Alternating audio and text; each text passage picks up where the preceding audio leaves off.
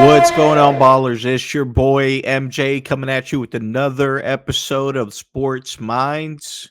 We appreciate you guys for tuning in again. I'm here with my co-hosts and fellow fantasy baller, Joe Birdman. How the hell you doing today, brother?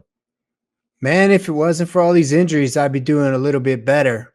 But it was a good fantasy week. Had more wins than losses, so you got to take that. But yeah, man, the apocalypse has not gone away. Injury apocalypse. It happens every year, and it seems like it's getting worse. It does. It really does. These players need to come together, players union, and request all grass, man, because that turf monsters are destroying some careers lately. A lot of ACLs and Achilles this year alone. So you figure with all this sports medicine, they'd get better at preventing it. I know they're running around with those big helmets on, but they're not doing anything to protect the legs, Put them in one of those big plastic balls like American Gladiators. That I would watch that, man. I would watch that too. I love when they get those big steel cages. But yeah, anywho, let's go ahead and get into that. But first, a word from our sponsors. Hey there, my name is Manny James Gonzalez with PRB, and I'm a real estate agent here in Central Florida. I'm a U.S. Navy veteran, military relocation pro, and big supporter of 2A and veterans' rights. My specialty is VA transactions. I'm also experienced in all parts of real estate. I've been living in Florida for over 20 years, and I can tell you we still believe in freedom down here. One of the greatest job markets, excellent economy, and no state income tax. When it comes to an agent, you want one that's going to be honest, not afraid of a fight, and most importantly, willing to do the things that some agents aren't willing to do. And what's that, Manny? Shoot straight, Dan.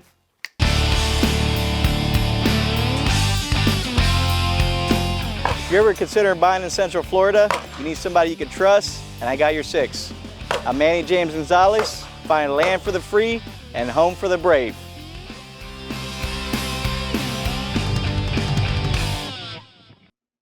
Welcome back, ballers. Let's get into some news and notes.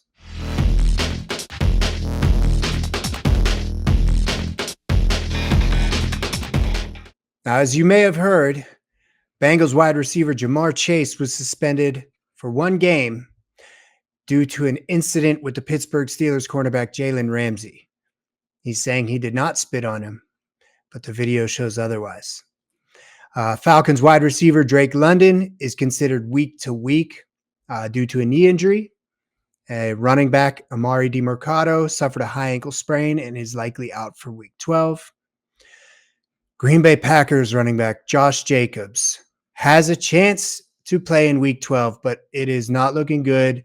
Although initial thoughts were that it's something that could be an IR or season-ending injury, and they're saying right now it's just a contusion. So hopefully he's back in week 13 or 14. And Steelers running back Jaylen Warren, ankle sprain, and is expected to be limited in practice week. So keep your eye on him, see how that pans out. And of course, if you got him on your team, you should already have Gainwell. But if you don't, pick him up or make a trade. Steelers quarterback Aaron Rodgers won't require surgery on his left wrist, and he is pushing to play in week 12. Texans quarterback CJ Stroud has already been ruled out for week 12. So I guess that concussion was worse than we realized. Browns quarterback Shadur Sanders is expected to have a good chance to start in week 12 with Dylan Gabriel going through the concussion protocol. And Giants quarterback Jackson Dart is still going through the concussion protocol as well. So keep an eye on his status. A lot of concussions going on. Yeah, and especially with quarterbacks, man, they're getting their shit rocked. I know, man. I mean, but Jackson Dart, you don't say a player is looking for it, but if he's out there running like that, taking hits all day, chances are one of those guys are going to catch you slipping, and that's what happened. CJ Gardner-Johnson caught him slipping. Dude, I remember, I think it was his first game as a starter. It might have been his second, where he literally was running towards the sideline and dove headfirst into a player. And I mean, it's ballsy. You kind of got to respect that. But in the NFL, that's just not something you should be doing. I mean, it looked really cool and it was badass, but come on, man, we need you to stay in the game. And of course, it did catch up with him a few weeks later. Quarterback Bryce Young will have an update on his injured ankle later in the week.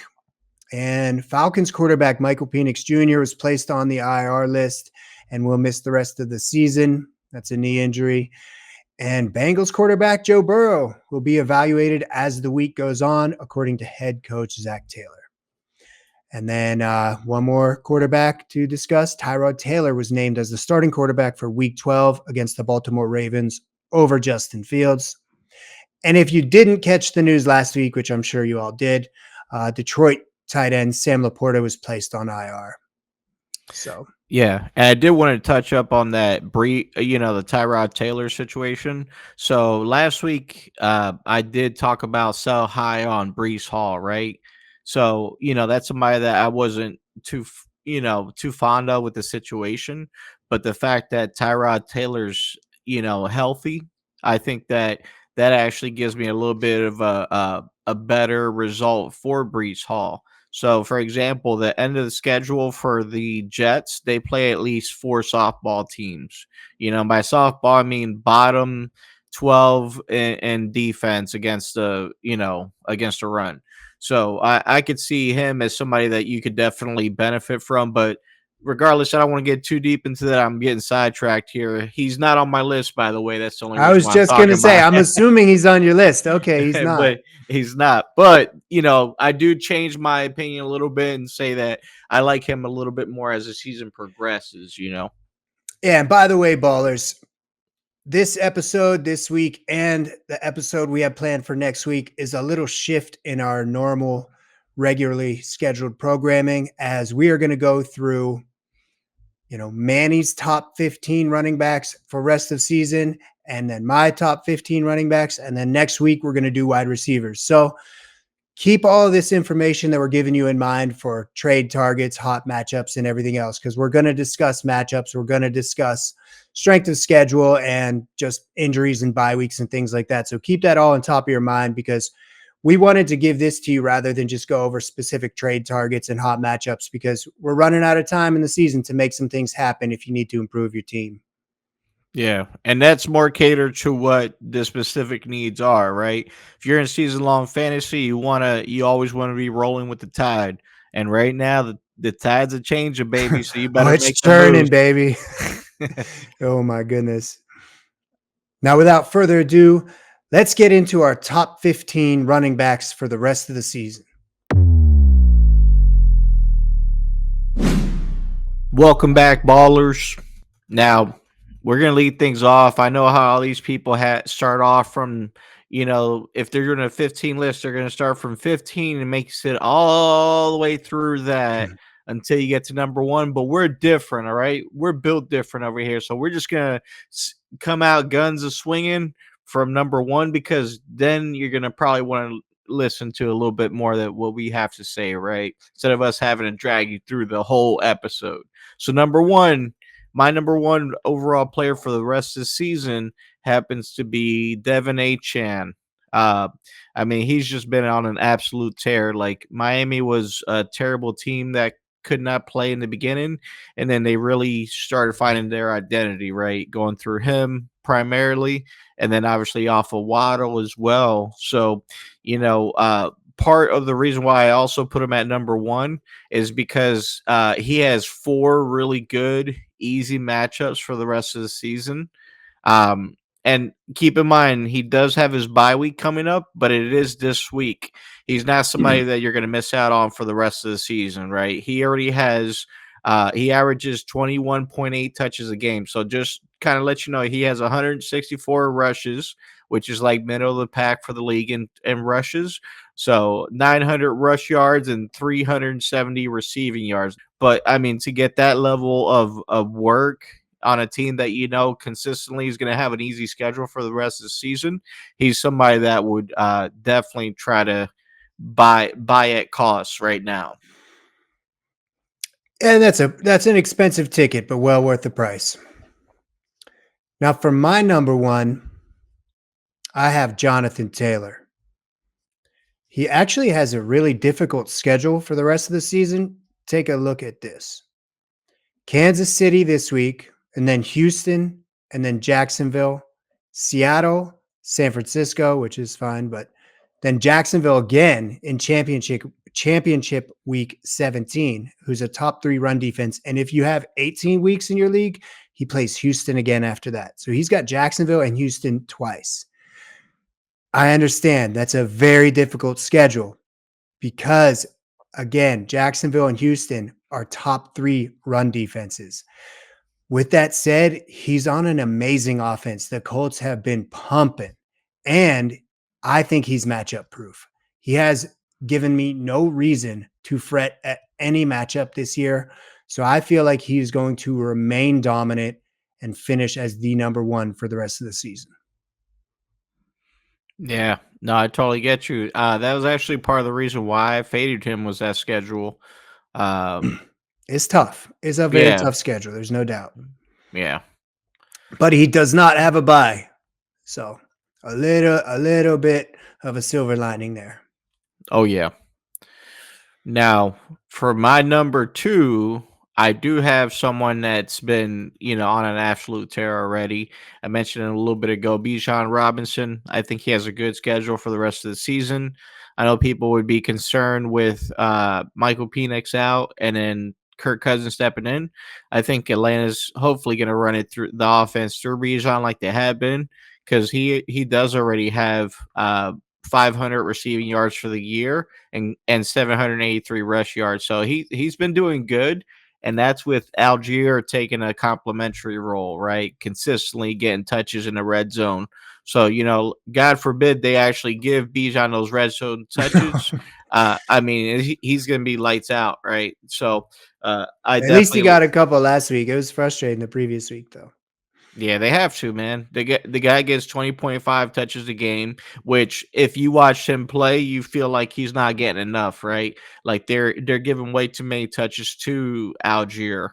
But I think Atlanta's focus was to try to keep him upright for the year, especially if they're ready to call it quits. They're not going to want to break him down. But if they just decide, hey, I want to fight for my job, Raheem Morris doesn't want to get fired, then I think he's going to try to win out for as many games as he can for the season. So that would be heavy Bijan usage from here on out and no bye week. And my number 2 is also Bijan Robinson. Among the top 5 running backs, he has the best schedule for the rest of the season. I totally agree with you there. And hopefully, as you just mentioned, hopefully the absence of Michael Penix doesn't affect that production that we've seen because he's being heavily utilized as a pass catcher too. He's had a couple down games over the last month, but every other game he's been completely dominant.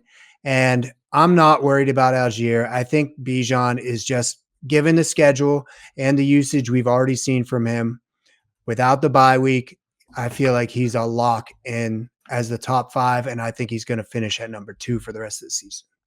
Oh yeah, we can agree on that. Now let's switch it up a little bit. How about you go with your number 3? Okay. For my number 3, I've got Christian McCaffrey. Honestly, I would have him as the number 1 if he didn't have a bye in week 14.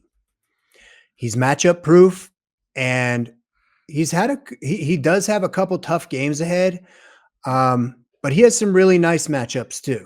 So there's a good balance there.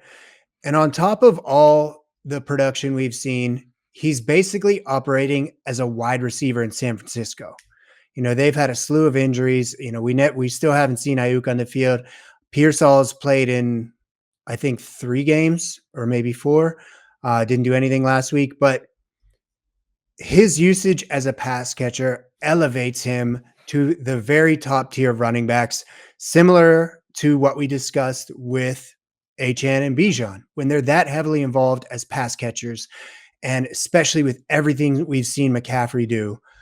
I feel like, again, if he didn't have that bye in week 14, he would finish as the number 1. So if you're just going to take it as a collection of average fantasy points, I do feel like he's going to finish at number 1. But due to that bye week, that's why he slides down to number 3 for me. Man, and speak about usage. He actually averages 26.7 touches a game. It's McCaff- crazy, bro. McCaffrey's 5-6 touches more average per game than the next highest, utilized running back in the league. So that's pretty ridiculous. Oh, yeah, most definitely.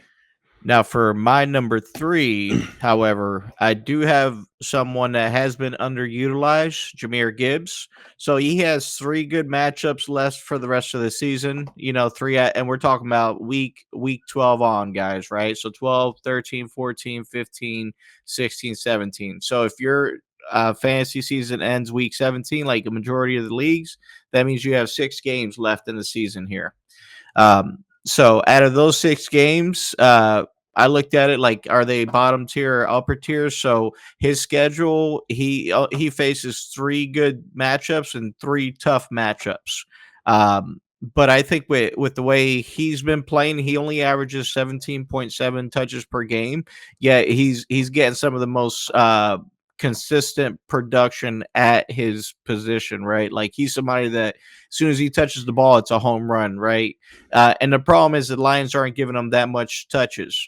I think if they do actually feed him an extra 3 to 5 touches a game, you would even see his production go up, and maybe he could even overtake some of the other guys. But that's why I have him as my number 3. I think, if you can get him, it would be solid. High, obviously very expensive, but also very solid. I'll touch on that very soon. But my number 4 is a gentleman that you mentioned as your number 1, and that's Devon Achane. Don't really need to beat the dead horse, but he has been an absolute monster, and he hasn't had a bad game all season, regardless of who or how Miami is playing. So whether they're up or down, he always finds a way to put up legit numbers. A lot of the time you think, all right, well, the running back's not going to perform at the highest level because they're going to abandon the run. Well, he's a pass catcher too, a very good pass catcher. He's on a bye this week.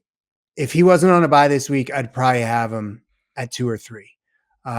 It's just that's the only reason he's slightly outside of my top 3, locking him in at the 4 spot is that bye. I mean, if you look at that guy's numbers, we knew he was going to be a player, but damn. Like I said, regardless of who Miami is playing or how Miami is playing, he is a stud every week. Oh, yeah. Now, for my number 4, I have a guy that's I'm probably more bullish on him than, a lot of guys for the rest of the season. So, Kyren Williams, I have him as number 4. Now, Kyren, out of his last 6 games, he has 4 easy matchups, right? If you look at his usage right now, he's getting 18.1 touches per game because he has about 158 158 carries, 23 receptions, and his yardage is not really anything to, write home about, but he's almost at 1,000 for the season all-purpose yards.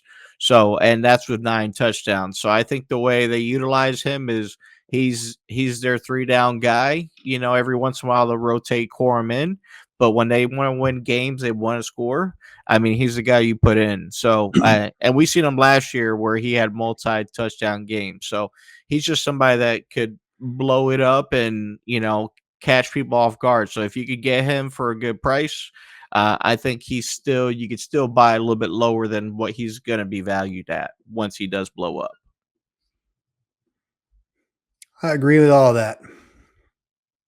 Now for number 5, rounding out my 5, I have Jahmyr Gibbs. I think the Lions are starting to lean on Gibbs a little bit more at this point in the season. We've seen a little regression with David Montgomery, and I really hope they do lean on him more. He's had a couple duds over the last 5 games, but he's an amazing player, and I'm confident that he's going on a tear the rest of the season. For everything that you mentioned earlier, he was my number 1 going into the season. And if we can see the kind of usage that I expected, where it's just kind of, okay, we're going to have David Montgomery as more of a change of pace back, but not really involved as a 1-2 punch. I feel like Jahmyr Gibbs could easily finish inside the top 3 or even at number 1. So I'm looking forward to the rest of the season. And that offense has a lot of players. They spread the ball out, and that has affected his production just a little bit. But if they want to be playoff contenders and make a run at the Super Bowl, they're going to have to get him more involved. I understand, similar to Bijan, how they want to save him and make sure he's healthy, but now's the time to turn it up, and I think they're going to. Oh yeah, I hope so. I'm sure millions of fantasy owners also hope so. Yeah, and with Dan Campbell calling the plays, I mean, that's what it looks like he's doing. We have seen a little bit of a change in their offense, but no matter who's calling the plays, Gibbs will be involved. Oh yeah. Now for my number 5, I've actually faded Jonathan Taylor back to the 5. Now, you brushed on it earlier. His schedule is pretty tough for the rest of the season. I mean, yeah, there's no bye, but for me, unfortunately, 2 of those matchups are good. The other 4 are bad. And although I believe he is matchup proof, the problem is the guy is already rushed for 1,200, almost 1,200 yards, and he has 17 touchdowns. So that's like on that Jamal, what's his name? The one that went from Detroit a couple years ago, Jamal Williams. So Jamal Williams ended up, having that 27 touchdown season. So I could see him doing that. I just, unfortunately, I'm not going to value him higher than the other guys because you're going to have to pay a pretty premium for him. And I'm just not ready to pay that price. So I'd rather fade him for the rest of the season. So if you're looking at those guys, you might even get some better value in other places. Yeah, I remember that Jamal Williams season and Raheem Mostert seasons. Those were both very unexpected and pretty awesome. But yeah, man, I mean, I feel like JT's easily going to pass 20 touchdowns. Now at number 6, I have James Cook.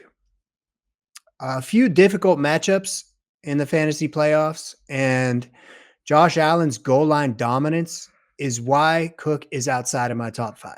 I really like Cook, and I was high on him going into preseason, higher than most of these other people out there on YouTube, and I know you were too. And we didn't expect to see him replicate last season, but he's pretty much right in line with last season. So, despite the difficult matchups and Josh Allen, taking some of those goal line carries, I feel like he's still going to be a force. And he started the season on an absolute tear, and he has had a few down games over the last couple months. And one thing that gives me a little bit pause about this week is he has Houston, and then in championship week 17, 16 and 17, he has Cleveland and Philly. So it's not the best matchup for your fantasy playoffs, but I feel like if you're going to see the Bills performing at the highest level, they're going to have to utilize him, and they can't just lean on Josh Allen for the goal line. So I feel like he's going to have a few more touchdowns, and despite the difficult matchups, he could slip into the top 5. But he doesn't have any buys, and despite the difficult matchups, I just feel like he's going to get enough volume to be a solid fantasy player the rest of the season. Yeah. Yeah, he has some skills for sure. Now for my number 6, I have CMC. I faded him a little bit, obviously, like his bye week's coming up here the next 6 weeks, right? So he's gonna, he has 3 good matchups. So I think that could definitely those weeks can be crucial, especially if they're in the fantasy playoffs, right? Because they're gonna definitely give you the kind of performance that are gonna give your team a better chance of winning. But for me, I'm just concerned about his usage. He's already rushed for 707 yards for the year, and he has 732 receptions, or receiving yards. That's crazy. So, and then his receptions are 74. So I made a mistake earlier when I said Achan leads the league with 54. He's actually only second to CMC, who had 74 receptions already and 193 carries. So nobody has out-touched this guy. I mentioned it, 26.7 points. But my fear is, and I'm really good about this, is that injury bug for certain players just hits. And if you look at historically, Kyle Shanahan led offenses for the last 5 years, he has had a season-ending injury to, running back at least 3 out of those 5 years. And then some of those years, he's even had multiple long-term injuries, right? So, whether that be CMC, or that was Jordan Mason a couple years ago, Raheem Mostert a few years before that, like these guys are broken at the same time. And then there was another guy too that he really had a great rookie season, and then the next few years he couldn't get on the field, and now I think he's on a practice squad or something. So I just for me, I'm concerned about that, and that's why I have him at number 6, because I just I don't trust. I'm not willing to pay that premium for CMC right now, and I just don't feel 100% confident he's going to hold out for the rest of the season. Man, I got him in 2 leagues, so I hope you're wrong about that. But I got Robinson as a handcuff. So if worse comes to worse, I'm very confident that Robinson can play and perform. Obviously not on the same level as McCaffrey, but still. I thought of the name Elijah Mitchell. When he came in rookie season, he rocked out, and then the next 2 years after that, he was out for the season. Yeah, and he's then been he kind got of floating around ever since. Yeah, and then the second and third seasons when they got CMC, so they've had him for about 3 seasons now. So that he's never quite been the same. That's a good point. So now, why don't you give me your number 7? Number 7, I have the Philly Bird, Saquon Barkley. I mean, he has such a juicy schedule coming up here. 5 out of those 6 games are against bottom tier defenses. The guys, he's had a decent workload, 175 carries, 28 receptions, but obviously he's also underutilized, right? You see him, they give it to him in the most obvious running situations with the split back or a single back. And Philly needs to really get a full back and start running that I formation, right? Or have somebody leading him, because unfortunately Saquon's just not as effective right now with how teams are honing down on him. So I know coming into the season, I was very big on, him having success, but obviously there has to be a regression. So, and unfortunately that's what this regression is right here. And also with this offensive coordinator, guys, Kevin Patullo, they need to fire his ass. He's terrible, but we don't really have a better option. So we're pretty much going to suffer for the rest of the season. Hopefully we get it together. Anyways, what's your number 7? My number 7 might surprise you a little bit, but I think you actually agree to a degree. Is Rico Dowdle. He has been such a pleasant surprise for anyone that was able to scoop him up off waivers in October, and he will continue to dominate even with a couple tough matchups. Hubbard has been an afterthought after Rico displayed his dominance, and I don't see him slowing down. He has Seattle in week 17, championship week, for most people at least, and a bye in week 14. So keep that in mind. I just feel like based on what we've seen from him, that he's going to have no problem staying in the top 10 for the rest of the season. And I have him at 7th spot. Oh, yeah. I like it. Now, who's your number 8? Number 8. He's somebody I was higher on this year. I had him at number 5 this year, number 4 for my preseason rankings, but I still believe in him. Josh Jacobs. I mean, we talked about him using notes. He got it, knee contusion. That's the reason why I believe he could buy low on him. Because if he I feel like he's 90% sure to miss this week. But anything after that, I mean, he still has 3 good matchups out of the next 6 weeks. So you can consider week 12 a buy for him, right? That's why he's faded a little bit far back. But when he does come back, 3 out of those 5 matchups are really terrible run defenses. So, the guy so far, he's averaging 19.7 touches per game. He has 648 rush yards and 237 for receiving yards. So the guy's almost at 1,000 all-purpose yards for the year, but he also has a really solid 11 touchdowns this season. So that's actually tied for second second best in the league. The only person, obviously, JT being the highest in the league. And he's obviously tied up with Christian McCaffrey with 11 touchdowns. So I think make a move for him now or forever hold your peace, because once he comes back, he's going to be an untouchable player and finish out the season strong. Yeah, man, grab him from someone. I mean, hopefully there's someone in your league that's on the fence about making the playoffs, and they're the Jacobs owner, because now really is the perfect time to strike. Cobra Kai. Now, for my number 8, maybe there's just some kind of mental attachment that I can't get over, but I have Chase Brown. I feel like the quarterback change has yielded substantial results for Chase Brown. Not only has the entire offense been better, which clearly helps Chase, but he's been heavily involved as a pass catcher too, even more than we expected, especially over the last 2 weeks, giving him plenty of volume to maintain a high floor.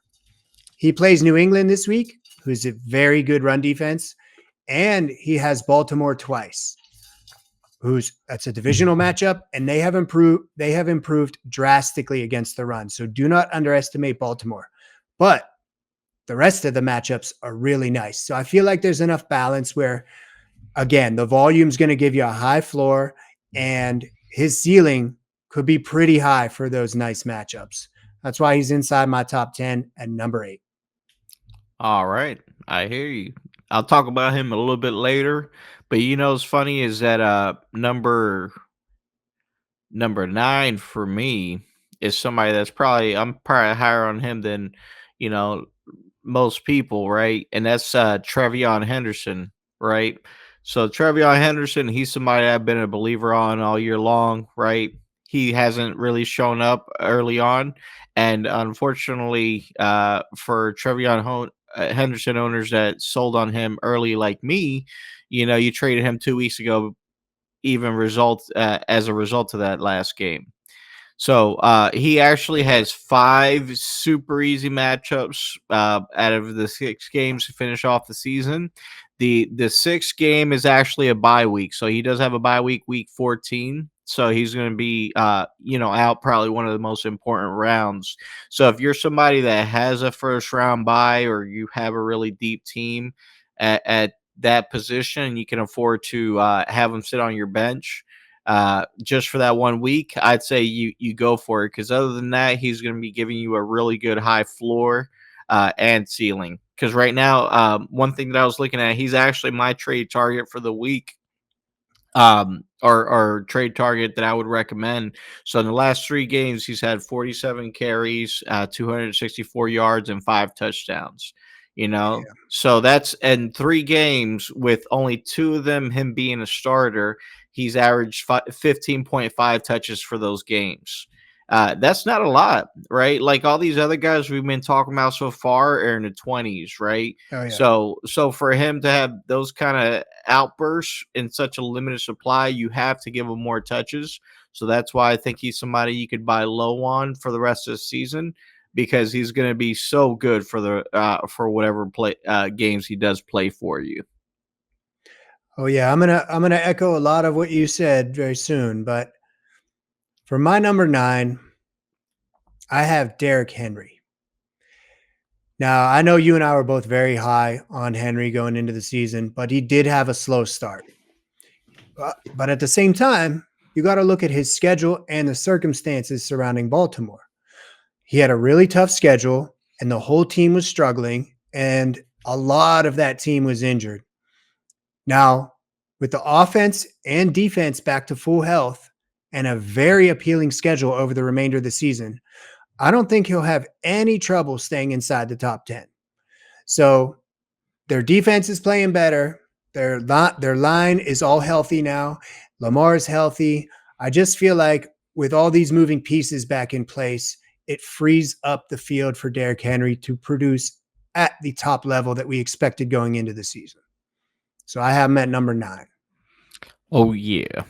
And I'm glad that we did this. Like, we're only revealing them live, right? So, your argument's a very good argument, right? Things that I, thought about for Henry, but, I didn't put a second thought, they would definitely cause me to change my opinion and raise them up higher than where I have them now.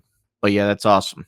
Yeah, we discussed this before we started recording. Like, should we share our list or should we do it like we did preseason? And it is a little more fun because, I didn't want Mandy to share his list with me. And then all of a sudden that influences me a little bit to make some adjustments. Now, some people do tiers, and that makes sense for a lot of reasons. You're going to have some guys that can be interchangeable, with a few spots up or down. So the tiers make sense, but this is the list. And I have been a little bit surprised at some of your rankings, but when you start talking about why, it makes perfect sense to me. Now, who's your number 10? My number 10 is a gentleman that you just mentioned a few spots ago, and that's Kyron Williams. He's been kind of staying under the radar, but he's been a solid start every single week. He may not have the highest ceiling, but he has a very high floor. He kicked things up a notch after the bye week and has been playing at a very high level over the last 3 weeks. So to echo everything you're saying, he's just that guy that's going to be a solid producer. He's a 3-down back. They utilize him a lot on the goal line, and he's on a solid offense. So I feel like he rounds out my top 10 pretty nicely because he's somebody that you don't really have to give too much thought about it. You play him. Obviously, you're going to be happy with the output. If it's 15 or 20 points every week, of course, you're going to take that. He's a very solid running back 2, and on certain weeks, he's an RB1. Oh, yeah. Now, for my number 10, you talked about him a little bit earlier, but he has been a pleasant surprise. Rico Dowdle, Carolina. So he, out of the last 6 games, he does have a tough schedule. He has 2 good matchups. The other 4 obviously are tough ones, but he's going to get those tough yards, right? Because he's a tough, in between the tackles runner. But obviously having a bye week 14 is a big one too, right? So we mentioned that about Henderson. If you have a player that's going to be out, can you afford to take them? So these are the guys that you make a trade for only if you're a high seed or you're at that, you have that first round bye, right? Or you're so deep that you can afford to miss one of your better guys for a week. So, but that's the only reason why I haven't faded. Other than that, he's been an absolute stud all year long. He's been solid. He has 833 yards already in rushing for the season, 197 receiving, but he's averaging 19 touches a game. He's the type of guy you're definitely starting week in, week out for the rest of the season. Most definitely. I did not realize he had that many rush yards. Wow. Yeah, he's been on a tear. Starting midway through the season too. For number 11, I have Javonte Williams. Hey, he's been incredible this year, and most people didn't see that coming, myself included. And while he's obviously going to remain a focal point of the Dallas offense, he's been less involved in the passing game with CD, Pickens, and Ferguson all back in the mix. Dallas has an incredible offense and a piss poor defense, which will keep the offense moving the entire game. So that's great. But they do have a difficult schedule for the remainder of the season too. Their next 5 games are Philly, Kansas City, Detroit, Minnesota, and the Chargers. Those are all tough defenses against the run. And, you're going to have your work cut out for you, but I feel like he gives you a solid floor every week that it shouldn't make you fret too much. You plug him in every single week. Yeah, oddly enough, I don't have him in my top 15. A little tidbit for you guys. Take out all the... It's tough, man. I was saying this to Manny before we started recording too. I said, man, outside of that top 5 or 6, it's tough to rank these guys. Oh, yeah. Yeah. You just got to kind of, like we say, look at these specific details, because if you still have a trade deadline coming up, this might be your last week in most leagues. Some of you are a little bit deeper like mine. We go a couple more weeks. But, you just got to play it the right way, strategically. Yeah, and we feel like these lists will help you evaluate these trades and what makes sense for your team. Yeah, and what's available, right? Some guys don't trade in leagues, which I find boring. But if I've you been do and you're active, it's a fun league. You know, I I've run been some good somewhat leagues. of a pussy with trades this year, but hey, man, I'm sitting at the top and I'm feeling real good about my team. And it's unless it's something I need, I'm kind of staying away from getting too active. But normally I'm very active. I know it's been a disappointment. All right, so we're on. For number, why don't you give me your number 12? Well, I still have to do number 11. Oh, okay, then give me 11. Now, for my number 11, we talked about him earlier, and you mentioned some of the reasons, but James Cook, I have him a little bit faded to number 11. Reason being his next 6 games, 2 of them are really good matchups, the other 4 are pretty tough matchups. And then obviously, like, with his volume, it's crazy to believe that this guy is averaging 20.3 touches a game, right? Because if you've seen Buffalo's offense the last 2 games, Josh Allen has taken at least 4 rushing touchdowns, right? 4 quarterback sneaks at the goal line, right? That should have went to Cook. So they haven't really been using them. So because of that, I know that there are going to be certain games where he might get robbed of that opportunity. However, so far, considering that he's been robbed of that opportunity, he's already gotten 8 touchdowns for the year. As I mentioned, he's already over 1,000 all-purpose yards. So, and that's with 182 touches. So he's a guy that somebody might be willing to sell a little bit lower on, uh, and you can get without having to pay a hefty premium, or at the end of the day, I think if he's available, you make a move for him, right? So that's just my take on Cook. Yeah, and the reasons that you just mentioned are, for last season and this season, that's what everyone was concerned with. Is Josh Allen going to take away those goal line carries? And at the start of the season, that wasn't happening. And Cook was just exploding. Touchdown here, touchdown there, every week, no problem. And the last couple weeks, that has changed. I really don't know what to expect, but I'm confident that Cook's going to be heavily involved. So I don't want to dwell on it too much, but Here's what I think is going to happen.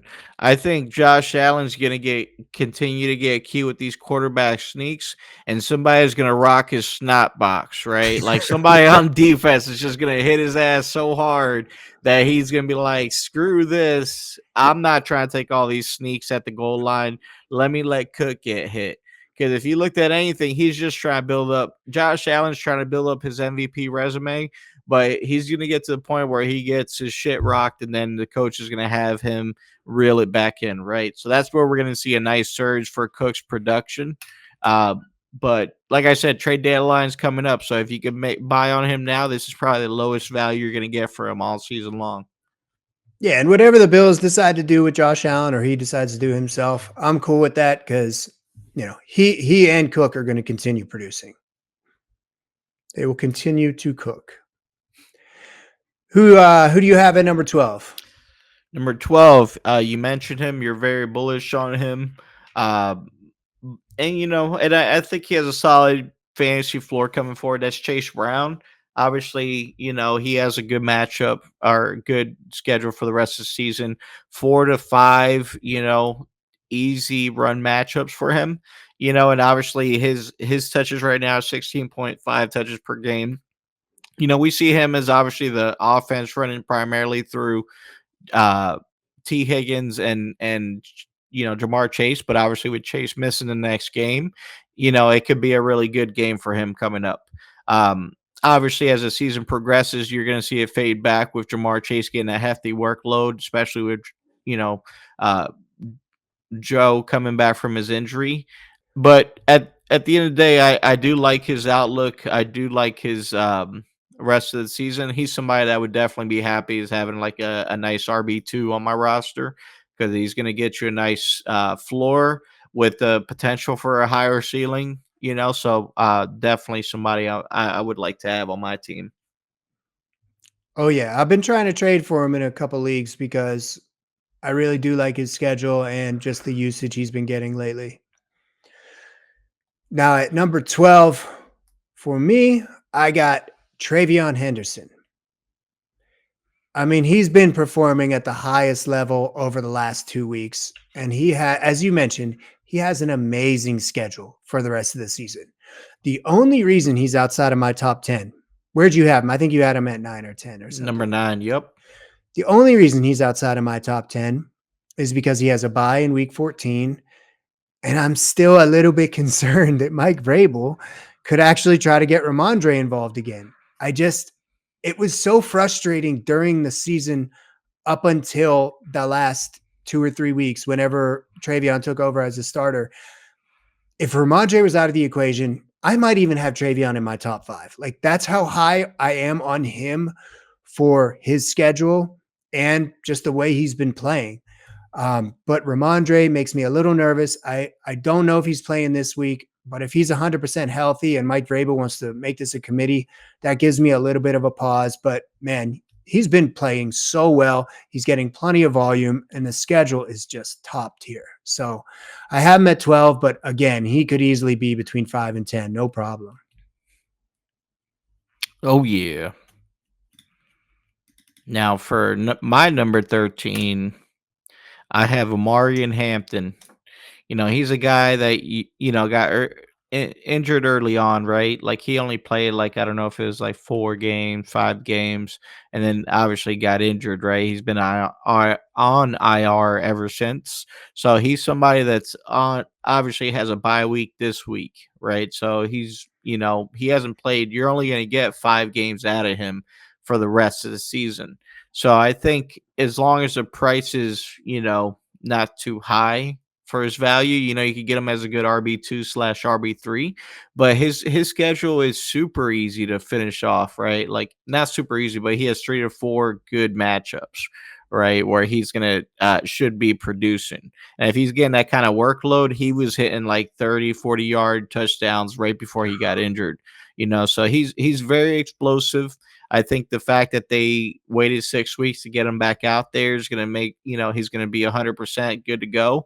And so they're going to lean on him heavily, especially with Justin Herbert, how he struggled this past week against the Jacksonville Jaguars. Like, they have to figure something out, and Kamani Vidal is not it, obviously. So once he comes back, I think he's definitely projected to have a really nice spurt to end of the season. Yeah, I actually don't have him on my top 15, but I agree, man. I'm glad if they held him out just to make sure he's 100%, I'm glad they did that too, because the offense is performing well, and man, he was playing so well before he got injured. I totally understand the argument to have him inside that top 15. Now for my 13, feels crazy, but I have Saquon Barkley. It feels weird to have him outside of my top 10, but you know how high I was on him going into the season. We anticipated regression. We did, but I didn't think it was going to be quite this much of a regression. I thought it would just be subtle. But the entire Philly offense has been really hot and cold this year. And the last 4 out of 5 games, he's finished well below his projections. So I don't really know how to gauge the Philly offense moving forward. With that said, the schedule for Philly is pretty nice, and Saquon Barkley is Saquon Barkley. So if they can just kind of get things syncing up on offense, I like everyone on that offense if they can kind of get it together. But yeah, the play calling's been a little strange. You don't know if it's going to be Devonta Smith or A.J. Brown or Dallas Goedert. And Saquon Barkley's, he's going to give you a solid floor. I'm not too worried about that. But I was expecting his ceiling to be higher, even with the regression. So the rest of the season, just because I have a lot of question marks about the Philly offense, that's why he's at number 13 for me. Yeah, I definitely can see that going that direction. Unfortunately, I'm a Eagles fan, and I refuse to believe that ever. I'm in denial. Fair, that's fair, man. Now we're on number 14, right? So why don't you hit us with your number 14? Okay. For my 14, I have Bucky Irving. I would easily have Bucky inside my top 10 if I knew he was 100% healthy. But I thought he was going to be back a couple weeks ago. So the first month of the season, he was rock solid. And his schedule for the rest of the season is fantastic. With so many injuries, Tampa will definitely have him involved in the passing game where he has always been productive. So if he's 100% healthy, I love Bucky the rest of the season. We've been telling you guys to trade for Bucky. If someone has held on to him this long and he's back this week, the chances are that window has closed. But if you can get him, Manny and I both like him for the rest of the season. And when I glanced at his schedule, I liked him even more. I'm just a little bit concerned because it's not just the foot, it's the shoulder too. It was initially just the foot and then he had the shoulder injury. So, he was practicing last week. If he can get some full practices in this week, he doesn't have a bye. He's going to be ready to go. But if he's not 100%, they might have him limited for a week or two. I would rather they just keep him out until he's 100% and then take the reins off and let him eat. Oh yeah, I could definitely. Oddly enough, I don't have him in my top 15. But part of that reason is, of course, like you mentioned, the injury, right? Like, is it another Joe Mixon situation? I mean, because he had that shoulder and ankle injury before he missed that. Before he played his last game, right? And he was able to suit up, and then all of a sudden he's done. Mhm. After that, after a good performance. But yeah, if he's healthy, definitely easily a top 10 player. Now, for my number 14, you talked about him earlier. And like I said, I would probably move him up a little bit higher on my list after hearing you. But Derrick Henry, have him at number 14 here. He has a super nice schedule to finish off. 4 out of those 6 games are against bottom tier run defenses. He's already gotten 166 carries, so he's around the league average for touches. But he averages 17.7 touches a game, but he already has 800 rushing yards and 7 touchdowns. So you can expect another 1,000-yard season and 10 touchdown season for Henry, obviously barring any injuries. And especially with Lamar Jackson back, right? Like there's that double threat option, right? Mhm. Is Lamar going to take it on the edge, with the key, with the RPO, or is he going to hand it over to Henry down the middle? So it's definitely going to create some opportunities for him. And I think most people undervalue him right now too. So you could probably get a frustrated Derrick Henry owner to at least sell him to you at 20% off. So That's funny because it's funny you say 20% off, but that is probably pretty accurate. You're going to get him slightly below his value. Now, to cap off the top 15 for the rest of the season, I have Josh Jacobs. I'm more concerned about Jacobs than I am Bucky. I know they just said it's a knee contusion, but I really hope that's the truth. I really hope it's just something that keeps him out for 1 week, maybe 2, and then he's back to 100% because he's been awesome this year. And you called this in preseason. You knew he was going to be a stud. I knew he was going to be a stud as well, but I didn't expect him to play this well. And again, I don't think he's playing this week, but if he can get back to full health by week 13 or 14, he should be an absolute force for your fantasy playoffs, despite a somewhat difficult schedule. He's a must start. If he's playing, even if he's limited, he's a must start. So go get him if you can find someone that's frustrated or really needs a win this week. Just say, hey, Jacobs isn't playing this week. You can take this guy and get 15 points, or you can roll the dice and hope that you make the playoffs. I mean, it's a compelling argument, right? Like, there's guys that are selling high right now on certain players just so they have that opportunity, especially with bye weeks or injuries. Mm-hmm. And that's why my number 15 prospect, I think for the rest of the season, he's somebody that has a tough matchup, and has been underutilized. But I think it's a matter of time before they do start utilizing him, and that's Ashton Genty at Las Vegas. 2 out of his 6 games are good matchups. The other 4 are tough ones. But if you watch the Las Vegas Raiders play this past Monday, you realize that they didn't. They started going through him a little bit later as the game progressed, but by then it was already insurmountable. Right, it was already a runaway game for them. So I think as long as they focus on their offense, which is, run through him. I think the sooner they realize that, the better off they're going to be. But if his usage goes up, I'm happy, right? Because right now he's 17.8 touches a game and he's underutilized, right? The games that they give him over 20 touches, he's produced his scoring. So I expect that to be the result for the season, and you might even see him get a little bit more receptions because right now he has 29 for the season, and I think it could only go up, as the Raiders get more and more desperate to win. Yeah, and I know the Raiders, we expected them to struggle, just like we expected Cleveland to struggle. That's why we didn't have Judkins any higher. But the thing is, it's like I've seen that a few times where Genty just looks awesome out there, and then the following week they hardly utilize him. So it's strange. It's the Raiders. I really don't know what to expect with that team for the rest of the season. They might just want to, kind of keep him healthy and not give him as much reps as he deserves. But I hope they do too, because that's the only way you're going to get better is to get more reps. So I hope you're right about that. Yeah, so that's awesome. That was our top 15. We really appreciate you guys tuning in. It's always, a pleasure. This is going 3 seasons strong, and we're getting close to the end of the season. So, if you guys have any comments, share, download, send us likes. We appreciate the support. We'll continue to do so. Joe, did you have anything more for these guys here? No, just appreciate the support. We like the comments. It's good to see that we've got a worldwide following, and we hope that grows even bigger with the years to come. Yeah. And unfortunately, it's that time we all hate, guys. It's the end of the show. So we'll see you here next week, same time, same place.